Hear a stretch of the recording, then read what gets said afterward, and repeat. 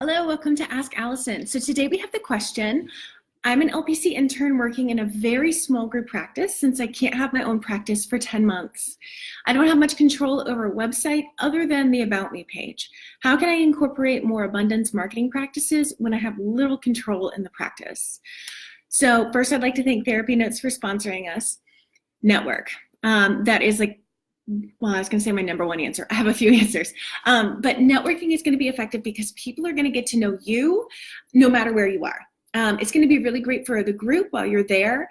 They'll appreciate your work with networking. Keep a spreadsheet of everybody you meet. And when you go into your own practice, shoot them an email and say, here's where I am now. I'd love to get coffee again, or I'd love to catch up. And that way folks know. It's like another touch point. It's another good excuse, essentially, to get top of mind for people. Next, I'm going to encourage you to start either writing blogs or vlogging if those are some of the ways that you plan to market your own private practice once you're there. You could either post them like on an info-only website. So you would basically create a website and you would just have the blogs or vlogs on there, but with the option to be able to like make it a more robust website later.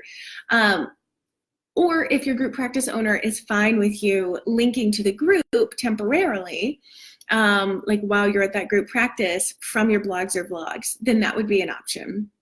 That's going to allow those blogs or vlogs to start to gain some search engine optimization, like being Googleable.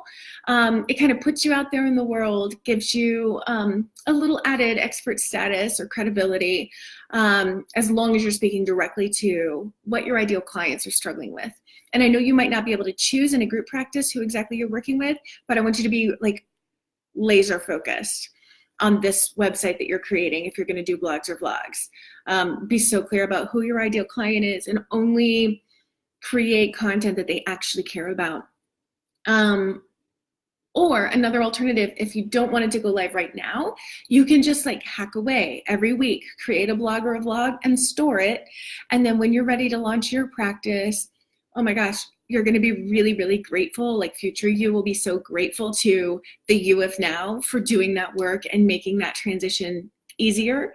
You'll also be in the habit of creating content at that point, which will make it a much easier thing to do. I would also, since you have control over your About Me page, I would make it so stellar.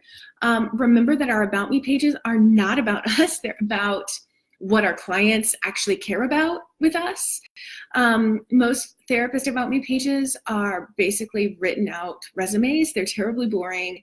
They don't give the client the information that they're actually looking for and need to make a decision about whether or not you're a good fit for them. So think through what your ideal client really wants to know about you and do that. Like write that, work on it.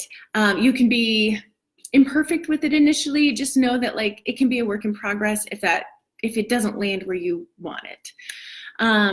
Or you can also just like post it and let it be imperfect, and done is better than perfect. So if your About Me is great and speaks to your ideal client, though, it's really going to help you stand out and get fuller faster, both in the group practice and on your own website when you're in your own practice.